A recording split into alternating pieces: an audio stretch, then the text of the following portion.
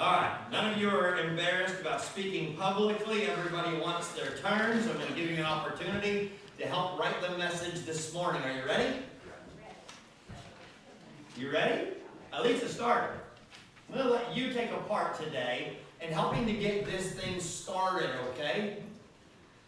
We're living in a world where you hear it all the time, we just can't find workers. We just can't get this company going. Why is it, and I want you, now don't just everybody holler out because we want the answers. Why is it that we don't have all the workers in the workforce that we need? Why is it that places are struggling? Anyone have an answer? Too many on welfare. Too many on welfare, okay? They don't pay enough. Lazy. Do what? They all want to be management.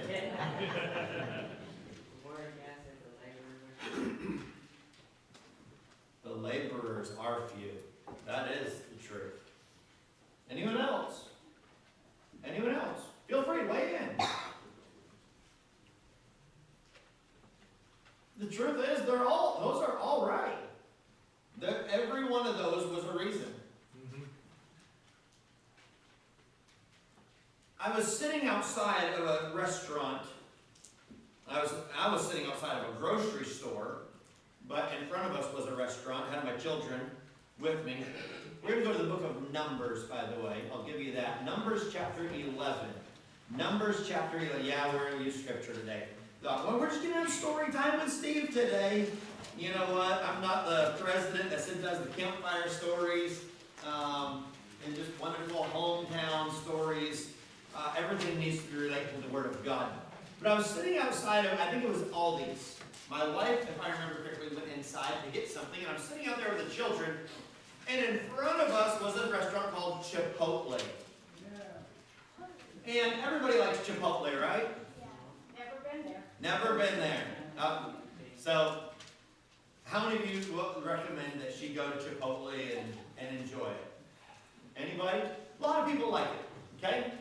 And so, we're sitting there watching as car after car pulls up in front of Chipotle.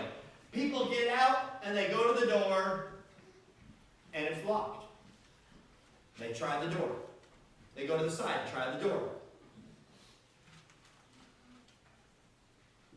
How many cars did we see pull up and people try the doors and leave when we were there? Anyone want to guess? How many of my kiddos? 7 or 8? You think 10? In just a short amount of time, cars pull up, went check the door, and one of the guys said, they're not open today. They said they didn't have any workers show up. They can't run it. And I'm sitting there in the van watching them, this company, lose business. Lose business. Because the workers didn't show up. I hear so many people complaining about the workforce in this generation, and they're right. I'm not saying they're wrong. They're absolutely right. Their workforce is different than it used to be. A lot of companies we've been to, I think we stopped by, excuse me, we went to Wendy's. Someone gave us gift cards. So we took our kids to Wendy's, and we went to Wendy's, and they said, our lobby is closed. We don't have enough workers to run the restaurant. We can only do the drive-thru. It's getting more and more common for businesses to only do the smallest amount that they can with the fewest of workers because people aren't even showing up. And we can sit as a church and we can put the world down because of their lack of character, and the truth is they do. We can look at all these reasons, but I want to look at this. Numbers chapter 11. I'm going to start reading in verse number 1. And if you gave this message a title, I would title it this: Everybody wants to be a customer. Everybody wants to be a customer because the customer's always right. I want to be the customer. In verse 1 it says this, "And when the people complained, it displeased the Lord, and the Lord heard it. And his anger was kindled, and the fire of the Lord burnt among them, and consumed them that were in the uttermost parts of the camp." God was destroying people for complaining. We make such a big deal about homosexuality, and it is a big deal. It's sin. We make such a big deal about drunkenness and child molesting, and they're a big deal. But God makes a big deal about complaining. He starts taking lives over people that just complain about his goodness. It says, verse 2, "And the people cried unto Moses. And when Moses prayed unto the Lord, the fire was quenched." Moses, pray for us. God's taking their lives. Moses goes to the Lord, and God stops. "And he called the name of the place Taberah, because the fire of the Lord burnt among them. And the mixed multitude that was among them fell a-lusting. And the children of Israel also wept again and said, Who shall give us flesh to eat? Who's going to give us our meat?" Now, flesh is basically what we would call meat. When you study the word meat in the scriptures, meat means food, okay? And even over in England, they use the word meat to mean food to this day. Now, if they say white meat, what do they mean? Fish, chicken, eggs.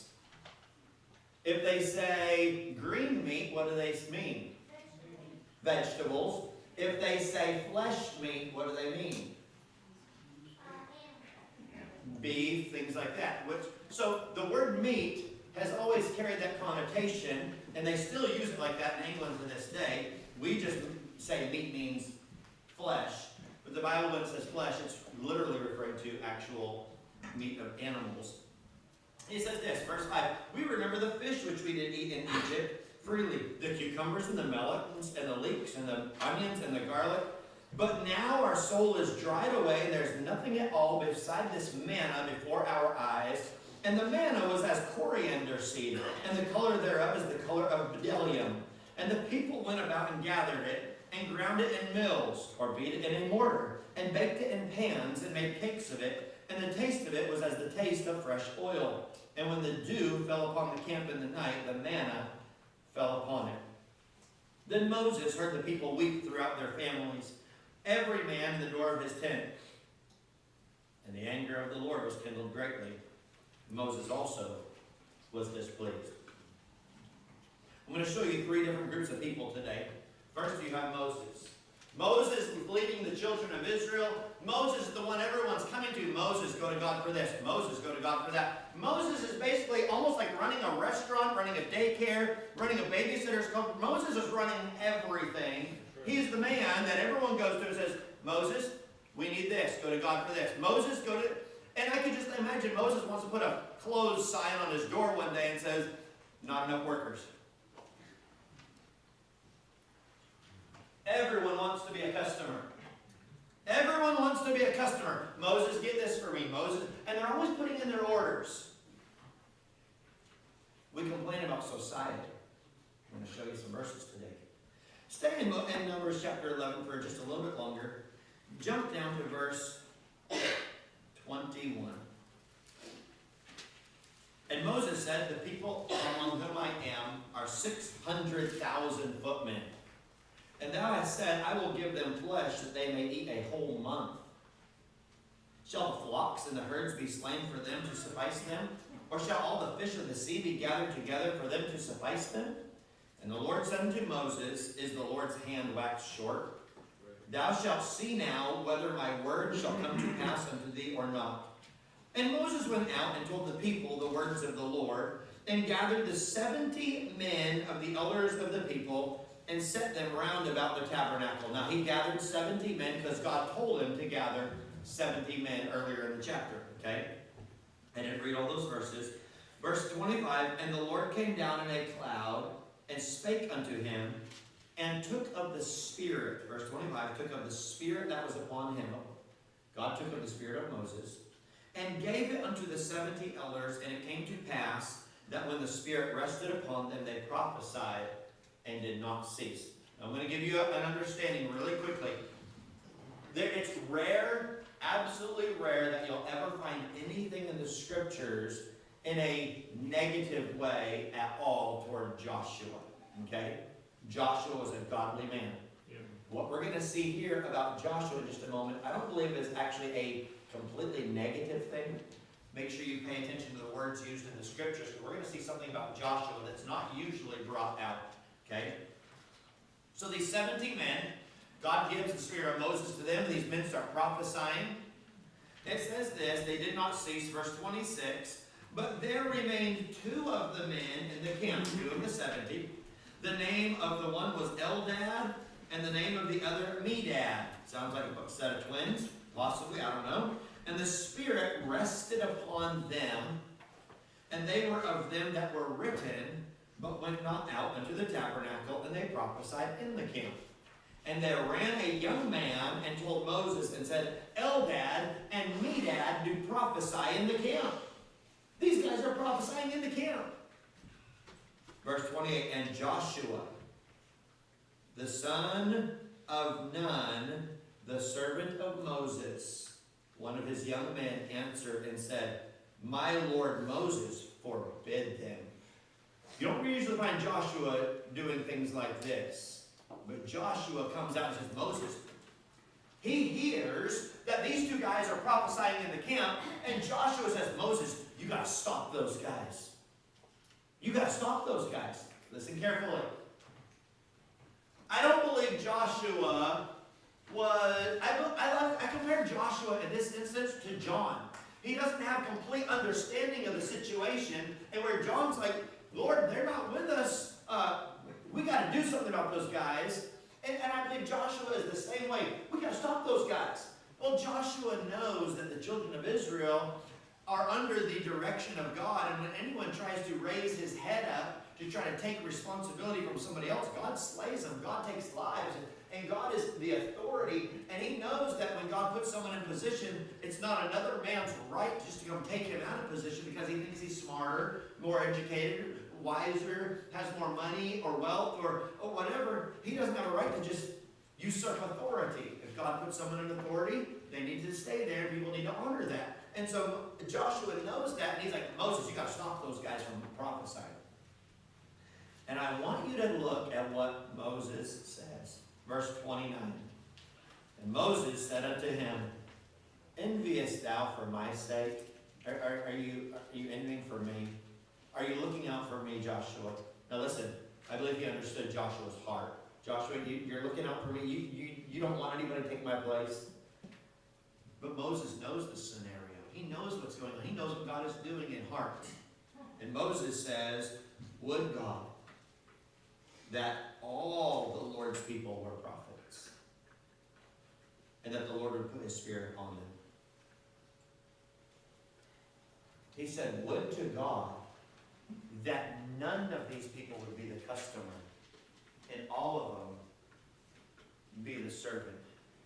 That God would use them to deliver his message, his word. Would to God that everybody quit being customers and people start getting involved in the work. Would to God it weren't this way. Moses only now has 70 people prophesying under him, and Moses says, it would be great if everybody was doing it. It would be great if every one of God's people was a prophet. You say, that wouldn't be great. No, the truth is, it actually would be a great thing. Amen. If every one of God's people would speak the word of God to each other, right, and encourage and strengthen and lift up each other. That would be a great thing. Verse 30, Moses got him into the camp, he and the elders of Israel. And there went forth a wind from the Lord, verse 31, and brought quails from the sea, and let them fall by the camp, as it were a day's journey on this side, and as it were a day's journey on the other side, round about the camp, as it were 2 cubits high upon the face of the earth, about 3 feet tall, about 3 feet deep, of just quail. Picture that. 3 feet deep of quail. All you could eat. Verse 32, and the people stood up all that day and all that night. Why did they stand? Nowhere to lay down. The quail was so deep, there's nowhere to lay down. God says, you want it? I'll give it to you. I'll feed you for a month. Just quail. All that day and all that night and all the next day they gathered the quails. He that gathered least gathered 10 homers, and they spread them all abroad for themselves round about the camp. Homers are like homing pigeons. These were homing quail. I'm just joking, okay? A homer is a unit of measurement that they gathered. It wasn't homing quail, okay? Just wanted to make sure that you're paying attention a little bit, you know. We're following this here. A homer was a unit of measurement. It wasn't a homing quail, okay? Verse 33, and while the flesh was yet between their teeth, ere it was chewed, the wrath of the Lord was kindled against the people, and the Lord smote the people with a very great plague. He called the name of that place Kibroth Hattaavah, because there they buried the people that lusted. The people journeyed from Kibroth Hattaavah unto Hazeroth and abode at Hazeroth. Everybody wants to be a customer. I want you to look at a few things. I'm just going to go into a few different things today. Go to Romans chapter 13. Romans chapter 13.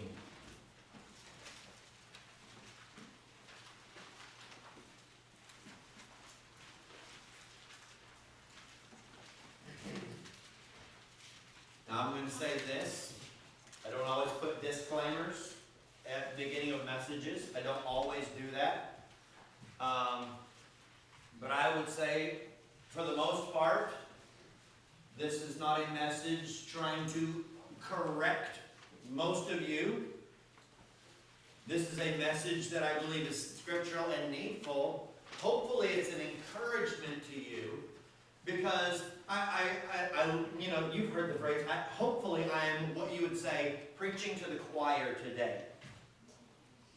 When the boss would come into work, when I worked at the factory, and he'd come in and he'd be chewing people out for this and that and the other, there were many times I'd sit there and I would know he's not talking to me. And you could sit there and smile knowing he's not really talking to me, because I'm not doing those things he's talking about. I'm not breaking the rules. I'm not stealing from the company. I'm not trashing the place. And so you can sit there with joy and know he's not talking to me. So hopefully I'm just preaching to the choir today, and that these points do not apply to you, but hopefully that you just put them in the back of your mind and remember, I don't need to be these people, and we have understanding of Scripture to use when dealing with people, as well as maybe in the future there may come some thoughts in our life, in our mind of just, you know what, I'm going to be one of these, and the Scriptures may come back. Romans chapter 13, I want you to look at verse 11. He says, and that knowing the time, that now is high time to awake out of sleep. For now is our salvation nearer than when we believed. The night is far spent, the day is at hand. Let us therefore cast off the works of darkness, and let us put on the armor of light. Let us walk honestly as in the day, not in rioting and drunkenness, not in chambering and wantonness, not in strife and envying, but put ye on the Lord Jesus Christ, and make not provision for the flesh to fulfill the lust thereof. You know what he says? He says, time to wake up. You know why there's a lot of people lacking in the workforce? I'm not gonna be mean to Brother Jones, but I'm gonna use it. Now, Brother Jones was sick the other day. But when you woke up, how'd you feel about the shelter that you were supposed to have? How did you feel about missing it? Very lousy. Felt like I betrayed him. You ever slept in? You ever slept in? I've told this story. I've told you I don't want to beat a dead horse. Some of you have heard some of the stories I've told over the years, and I don't want to just keep telling the same ones all the time. But it does make the point. When I was working at the factory down in Oklahoma, I had a habit for a short period of time of sleeping in. And I was a hard worker. I was a good worker when I was there.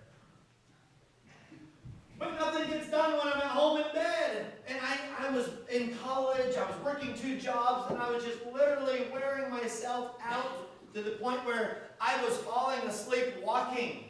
That's not good. I was walking. Thankfully, they have laws down there in some of those factories that no doors and windows could be opened. It would be about 110 degrees in there, no air conditioning. But because we made boxes for food companies, you weren't allowed to have doors or windows open because a bug might get in and get inside that box. And when you deliver it to the food company, even though they're packaging their food and putting it inside the box, you're still not allowed to have the doors and windows open. And so thankfully that was the case, because one day, I'm going to guess it was probably about 100, 150 yards. I'm pushing this cart. It weighs about 500 or 600 pounds. And inside that cart was probably about 1,000 pounds of paper. And it's, so I mean, you're looking at a good 1,500 pounds of material and cart. And I'm pushing it from here down to the other end of the plant. And somewhere in there I fell asleep. What woke me up was hitting the dock door. And when I slammed it, looked around, somehow, I mean, I'm talking, there's forklift traffic going all through that area. Nobody hit me. The door was closed, thankfully, and there wasn't a truck sitting there, and I just go right off the dock, and I hit that door, and I looked around. I was so tired. I lived so tired, trying to just pay my way through college. I wanted to be debt-free when I got out of college. I was sitting there working at the machine, and I'm talking hands-on. I mean, constantly just working. And right while I'm doing something, I just instantly just fall asleep, boom, gone. And one of the guys noticed I had a cut across my forehead. He's like, "You're bleeding." I'm like, "Oh, man, yep, I am." He's like, "How'd you get that?" I said, "I fell into the machine." He's like, "You fell in?" "Yep. I was walking over, and I just fell asleep, just fell right in." I mean, literally, I was so tired, I was blacking out. My boss told me, "Steve, you've been late too many times. No more warnings." You know what's the problem with a lot of churches and a lot of Christianity? There's too many people still sleeping. He says it's time to wake up. It's now time to get. If Jesus, let's ask you the question: do you really believe Jesus may come in your lifetime? Amen. How many of you say, "I don't believe it's possible for him to come in my lifetime"? Anybody? So if you believe that he could come in your lifetime, it's time to wake up. It's time to wake up and get to work. Why are our workplaces so empty? Because the people are still sleeping. They're not getting out of bed. Proverbs chapter 13. Proverbs chapter 13. Having spent 16 and a half years in the same industry working, I got to see people come and go. I got to see a lot of things happen in that industry. I've had it where I ran the machine one day and I had a whole brand new crew, 4 different workers under me that I was supposed to train. And it's hard to get anything done when you have 4 new people that have never done this work before. Totally brand new. And the next day I come into work and I've put some time and I've invested in them, and the hope is that some of them actually remembered something from the day before so that we can add to it. And you come in the next day and the boss says, "Steve, I got a new crew for you today." Every one of them quit. Man, what? Am I really that mean and ugly? I just running people off? Did you just say yes? When we went through on my machine, just one machine, 45 people in 1 year. I went through 45 different workers. Most of them never lasted a day. Almost 100% of the young men that I worked with, almost 100% at the end of the day would do this. I think I threw my back out. And I'd say, "No, you actually used a muscle back there you never knew was there." Right on. That's what I tell them. You're not old enough to have back problems. You have a muscle that you stretched a little bit. Don't worry, it'll strengthen. I know, because I went through the same thing. You're building muscles. Congratulations. Keep coming up to work. One guy came to work, the next day he came back, he said, "I don't know if I can handle this anymore." I said, "Why?" He said, "I had nightmares all last night about counting boxes." I'm not joking with these guys. Here it is. Proverbs chapter 13. He says this. Verse number 4. The soul of the sluggard desireth and hath nothing, but the soul of the diligent shall be made fat. Why are our churches failing? Why are our homes failing? Because we're lazy. Because we're lazy. Yep. Why are our jobs and careers, why are our businesses failing? Why are things falling apart in this country? Because we're full of lazy people. People that will show up to get a paycheck, but they don't want to do the job. They don't want to put in the time and effort. We want God's house to be full. We want to see the blessings of God in our nation. But what are we doing individually to put the time in ourselves? Yep. How often are so-called Christians lazy? The soul is slurred. Lord, why is our nation falling apart? Why? And God says, if you get off your couch and quit watching it on TV and go next door and knock on their door and ask them, hey, your family need help? Anything I can do? You'll see why they're falling apart. Because they don't have me. And no one's taking me to them. Because we're lazy. Doesn't the Bible tell us to bear one another's burdens? So often we're just so concerned about our own burdens. I love watching or hearing stories. I love hearing stories about, you get with some of the men around here, and you find out that so-and-so is over at so-and-so's house. Wonder what they're stirring up strife in the church. No. You hear, I was over at so-and-so's house, and he was helping me work on this project of mine, and he was doing this, and I was helping him. I'm just standing there like, I love this. I enjoy hearing about the people of God, doing things for the people of God, and then as it carries out into the lost community. Proverbs chapter 18, verse 9. Proverbs 18:9. Told you the story about a man that I worked with. We were supposed to clean our machine. I'm using some illustration from the past. We were supposed to clean our machine, and he stood there and watched us as we're scrubbing this machine. He stood there like this, watching, and I said, hey, you're on the crew. You need to take part. Come on.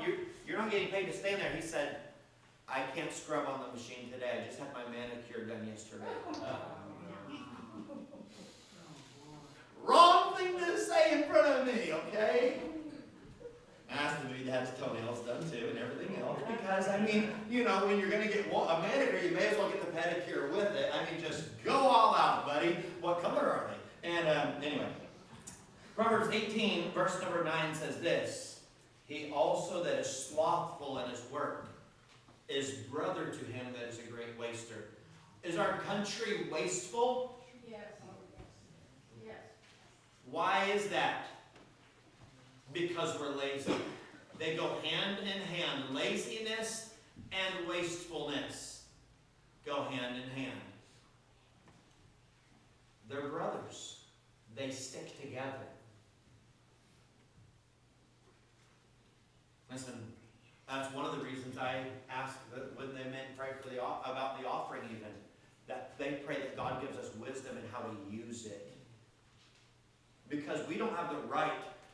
The giving of God's people is a biblical issue. God's people are supposed to be givers. But it's not so that a preacher can just do as he pleases with God's money. Right. It's we need to make sure we are held accountable and use wisdom in everything that we do. We need to be wise. It's not just so that I can just say, write a check here, let's go buy this. No, we need to make sure that whatever we're doing is for the benefit and the glory of God in this place, and not just for the fun of spending money, but for responsibility. We don't have a right to be wasteful as believers. God has been very good to our church. He has been very good to our church. He's allowed us to get a lot of things accomplished for very little, and a lot of that is due to laborers in the church, and that is a joy and a blessing. You don't have to hire things out when people just show up. Many hands do make the work light. Proverbs chapter 19. Proverbs chapter 19, another one. So we dealt with people that were sleeping. They needed to wake up. Do you know why they're asleep? Well, look at verse 15. Slothfulness casteth into a deep sleep, and an idle soul shall suffer hunger. They got lazy, sat around, and just got. You ever notice that the more you sit, and anyone ever notice that the more time off from work you are, the more lazy you start feeling, and the more you sit around, everyone knows that the more you sit around, you're supposed to be building up energy so you can get right back up and go back to work, right? And the longer you sit, the more you want to sit. Why? Everyone wants to be a customer. They just want to sit around and do nothing. They want to be lazy. They just don't be sleeping in. But they still want the paycheck, and they still want all the benefits. They want everything coming to them, but they don't want to do anything to get it, and they don't want to have the initiative to get up and do the work. Look at John chapter 10. I got two more points, that is. Make sure I have that clarity. The last one has 86 verses. It doesn't. John chapter 10. If you get there before me, I'll be there in just a moment. I ended up in Luke 10. John chapter 10. Verse number 1 says, Verily, verily, I say unto you, he that entereth not by the door into the sheepfold, but climbeth up some other way, the same is a thief and a robber. But he that entereth in by the door is the shepherd of the sheep. To him the porter openeth, and the sheep hear his voice, and he calleth his own sheep by name, and leadeth them out. And when he putteth forth his own sheep, he goeth before them, and the sheep follow him, for they know his voice. And, here we are, and a stranger will they not follow, but will flee from him, for they know not the voice of strangers. You know what the biggest problem in the workforce today is? People at work listening to other people. Yep. They're always on their phones, playing games, texting, doing whatever, and their ear is not toward what does the boss want, what do I need to do? It's what's my friend saying now? And we're so caught up in listening to other voices. My machine operator, he had this game on his phone. It had 4 pictures. Some of you may have seen it. It has 4 pictures, and every one of them has a common theme somewhere within the picture, and there's one word that matches them all. Anyone ever seen that game? And you have to pick the word that combines all those pictures together. And while the machine is running and I'm working, he'd be standing like, come here, Nate. So where I was working, Nate would be me. Where I was working, there was a little wall in front of me, about this high, and he'd be on the other end with his phone like this. He'd like, see that? What's the answer? You know what level I got him to? He didn't know words very well. I'm like, well, that's easy. In my mind, I'm just doing my work, keeping up with the machine, and I just say, okay, this picture, all right, what I saw in there, okay, here it is. And he'd be like, how do you get those? I'm like, because I stay busy. All you do is just, they put up cameras, have a seat. They put up cameras in the plant. These guys learned, they went in the office to find the angle of the cameras, and the camera angle would come off right here, and they'd stand there like this. Just to be on their phone all day long. I mean, these guys were all day long. And then boss would come out and say, hey, you need to get off your phone. And they're like, you can't stop me. Listen to another voice. Listen, how often are believers not spending time listening to the voice of the shepherd, but we're listening to every voice under the sun on how we ought to live our lives, run our lives, do everything, and we leave the shepherd's voice out of it. We always have an ear for another voice coming in. He says, my sheep don't listen to the strangers. My sheep stay focused. My sheep hear my voice. I know them, they know me, they follow me. How many people are just following all these voices constantly? We always have. It's amazing. I don't remember where I was the other day. I think I was with my wife somewhere. I made a comment. There was a lady sitting. We went to the hospital and I go visit. And we're sitting there. And it was at the hospital. And there's a lady, one of the nurse receptionist ladies, sitting there at the desk. And I mean, I'm not joking you. She would deal with somebody and she would have just, her fingers were just, She was constantly working at that computer. Looked at the screen, and it's literally work related. Miss Linda could probably relate to that. We had a lady, I think Miss Linda, I'm doing a side note here, y'all can just listen in. There's a lady in Oklahoma that I think you and she, correct it, Mom, if you want to, would get along very well. Her last name is Murray. Mrs. Murray, a dear lady, she did something similar to what you did, and she trained, I don't know how many people to take her place, and she'd go back there, and I think she went back, they asked her to come back, and they could help keep them going. They hired 2 people to take her place, and then they had her come back and help to get the job done, because even those 2 couldn't do it, because half of their day was not spent just maintaining their work. It was just spending time looking at shopping on the computer and doing whatever, mixing other activities, and they couldn't stay focused on the task at hand. And she retired, and they called her back from, will you just spend this much time? And then it was trying to get her to go back full time again. Too many people are listening to outside voices. The last one, look at Haggai. Not the last book of the Old Testament, but a couple later. Haggai, Zephaniah, Haggai, Zechariah, Malachi. Haggai chapter 1. The 3rd book from the end of the Old Testament. Haggai chapter 1. We've got 2 passages, and we're going to close with this point. Listen carefully. This is a dangerous place for Christians. Dangerous place. We want to know why things aren't going well. Everybody wants to be a customer. They want all the goodness of God. They want all the blessings of God. They want all the things brought to them. They don't want to do what it takes to be that servant, that worker. And here's one of the worst ones. One of the worst ones. Haggai chapter 1. Verse 4. Is it time for you, O ye, to dwell in your sealed houses, and this house lie waste? Now therefore, thus saith the Lord of hosts, consider your ways. Ye have sown much, and bring in little. Ye eat, but ye have not enough. Ye drink, but ye are not filled with drink. Ye clothe you, but there is none warm. And he that earneth wages to put it into a bag with holes. He says this, you're too busy. You're too busy. You've got so many things going on in your life, you're too busy for me. I'm going to go to 1 Kings chapter 20. 1 Kings chapter 20. This world, and I'm going to say this world has gone so far that as I worked for those 17 and a half years, or 16 and a half years at that factory, things started changing. I noticed in the workplace things were changing.